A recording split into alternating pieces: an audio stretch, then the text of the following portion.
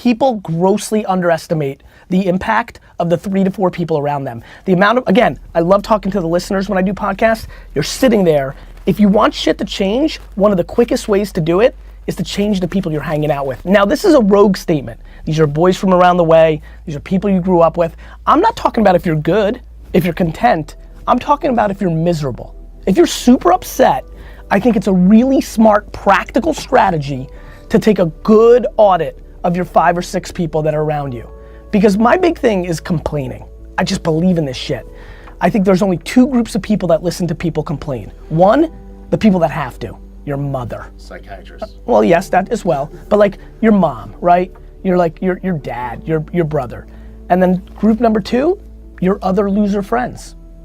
Like when you're like, oh, the system's fucked. They're like, yeah, the system's fucked. And it's over.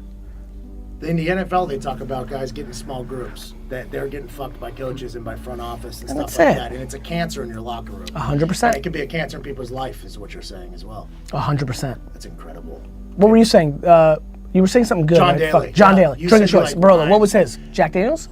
No, so me and John are very Close? similar. And we are best friends. I paid for it, but I donated 50 grand to his Boys and Girls Club so we can become best friends. That's, by the way, great. If you're listening back to listeners, if you have money, buy friends. All in on that. Me and John Daly are besties. Guy texted me the other day. It was cheap. I mean, if Randy the Macho Man Savage was still alive, Ooh, yeah. I would spend ungodly amounts of money for that friendship. Is that your guy? That is my all-time guy. When not even close, by the way. What was it about him? Well, first, Elizabeth probably made me a man. You know, there's a little bit of that. So you're a big wrestling fan growing up? Yes, huge. Still am? Less, but I'm historically hardcore. See, that's number 1 on my bucket list for future reference. To wrestle. To be a WWE. By the way, that's the quickest. I think that will happen within 24 to 36 months. You're just gonna be famous enough, and they're gonna leverage your fame in WrestleMania. So you're gonna like jump. You're gonna like, ooh, you're gonna have a good finishing move. It's you're gonna kick the fuck out of people. I'm gonna punt somebody in the face. Yeah. Don't be a punt, Gary. So Macho Man, you know what it was? I'm anti-establishment, so I'll never go for the guy. So Hogan was eliminated. Right. I went on the Nikolai Volkov thing because I was Russian for a few minutes. Yeah. But then I was like, I don't like Nikolai Volkov, you know?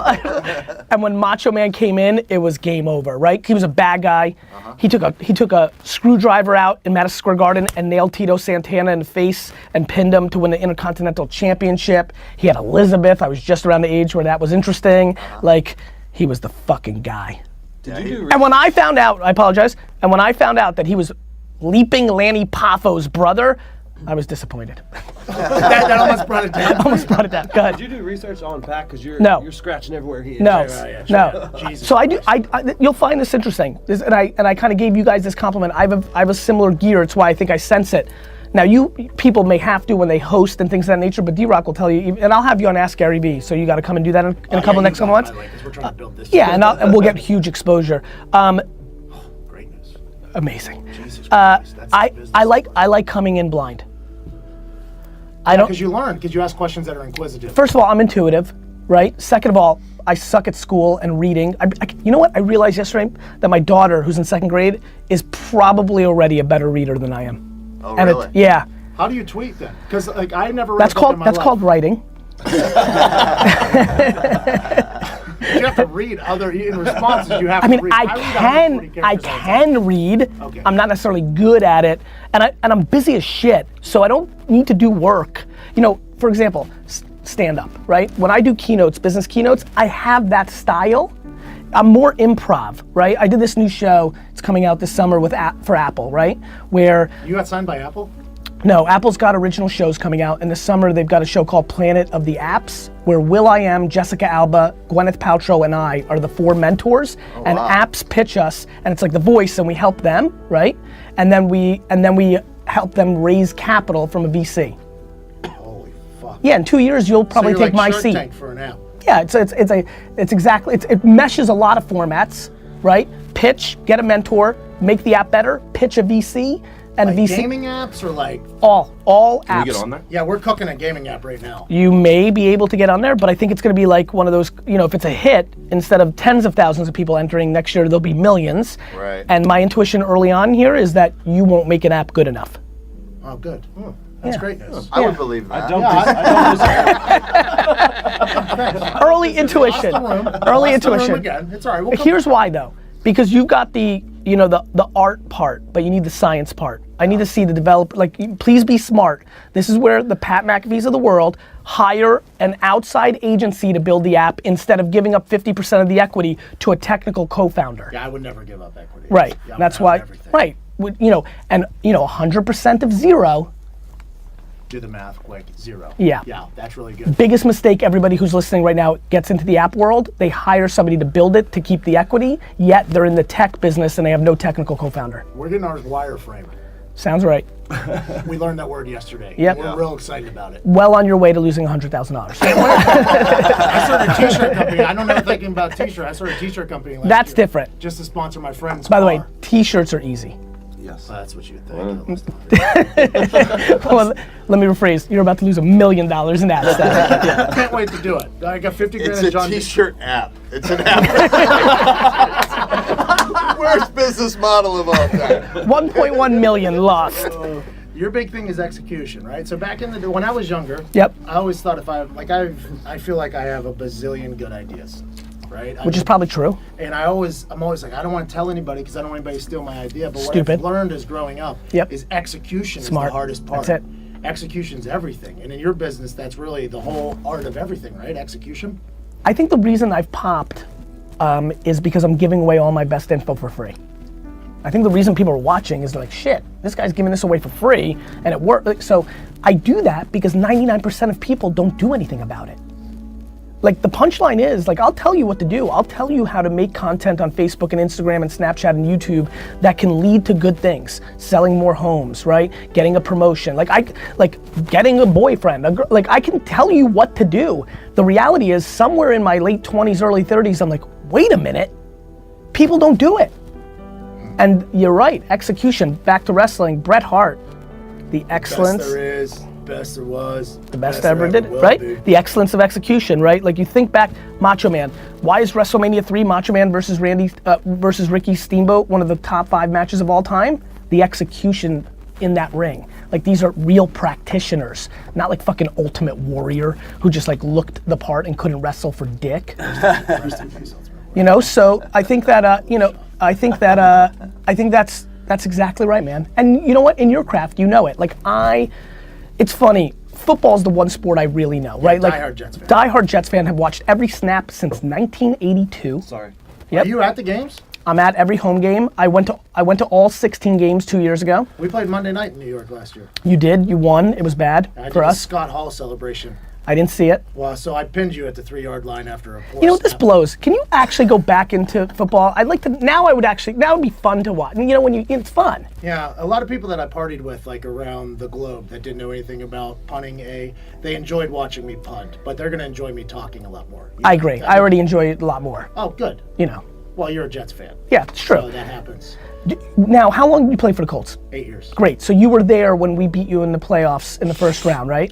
Yeah, that was because we called a fucking terrible timeout. You guys hit a game-winning field goal in overtime. Vinatieri hit a game winner. It was a 52-yarder. I remember. Down to. Did you? Now you only punted. You didn't do No, kickoffs, I kicked right? off to big. To I made the Cromartie. tackle. Yeah, you I made kicked the off to tackle. Cromartie. Oh, Cromartie on the sideline, Yeah, and I right made in the front of me. You made the tackle. Yeah, that was me. So it was your kick that set up Cromartie's long kickoff return that really won the game for us. Well, it was our number 2 going out of his lane, if I remember correctly. Right. It was to the right side. Our number Right. 2 This got is back. sucked Yeah. inside.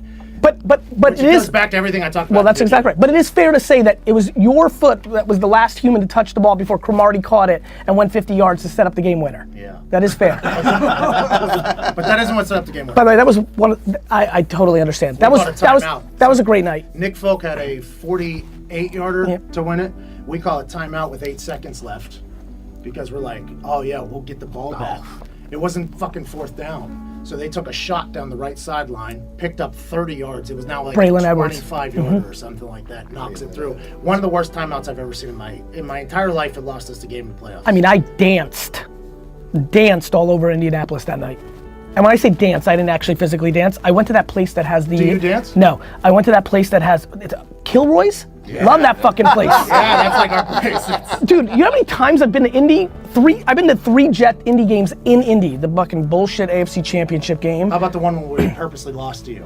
Do you remember that? No, I didn't go to that one, but that was the best. That got us into the playoffs. And then we knocked you out. Yes, then you knocked us out. You were on that team? Yeah, that was my Fuck. rookie year. Yeah. You won a Super Bowl your rookie year? No, we lost. The Oh, you're Super Bowl right. six, but we went undefeated. We didn't lose until I remember. we did it on purpose. To you us. guys. Yeah.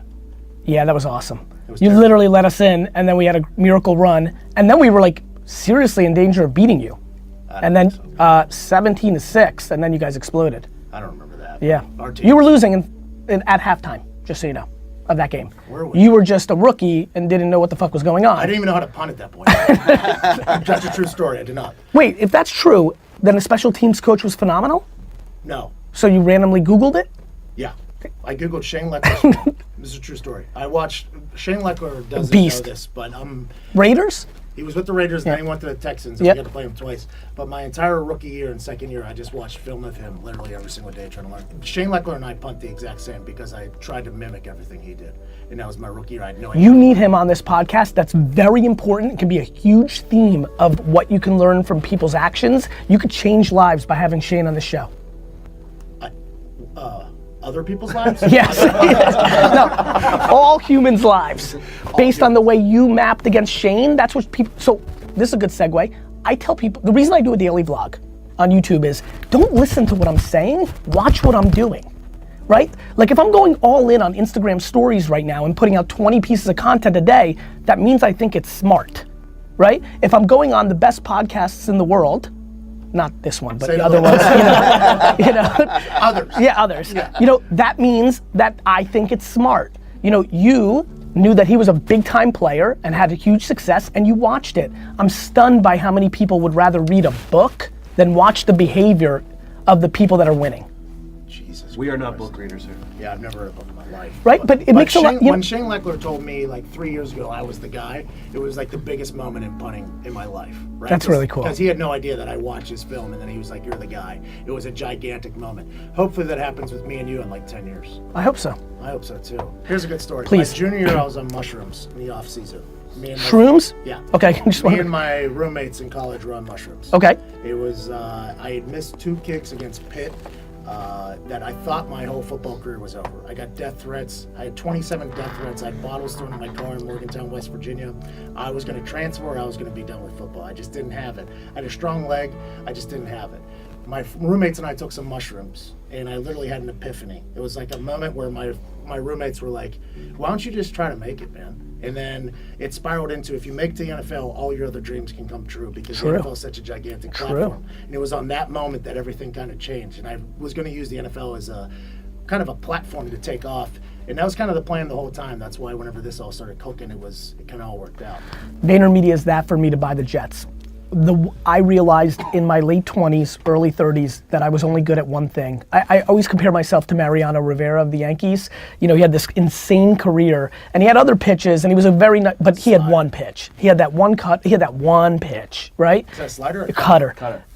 For fucking 20 years, nobody could hit it. Like literally nobody. Edgar Martinez actually, weirdly enough, could hit it a little bit. Nonetheless, I decided that's me. I'm good at other things, I'm terrible at most things, but I'm insane about understanding people's behavior, about why they buy stuff and where they put their attention. It's always come intuitively to me. I just always know what people are gonna do before they do it. That's why I invested in Facebook, in Twitter, in Uber and Snapchat years before they became big. Yeah, I've made a lot of money in that part of my life, but at the height of that. And you figured all this out without taking shrooms. Correct. That's amazing. That's insane that you didn't have to dig deep into your brain. Because boy, mine was locked That is back there. amazing. I feel like my brain is on shrooms permanently. Like it's defaulted. I'm so You know what I jealous. mean? It's defaulted in that by the way, I actually think that. I actually think, you know that picture where it looks like 2 people are kissing or it's a glass of wine? Yeah. You know those things? I feel like the whole world looks at it one way and I just look at it the other way.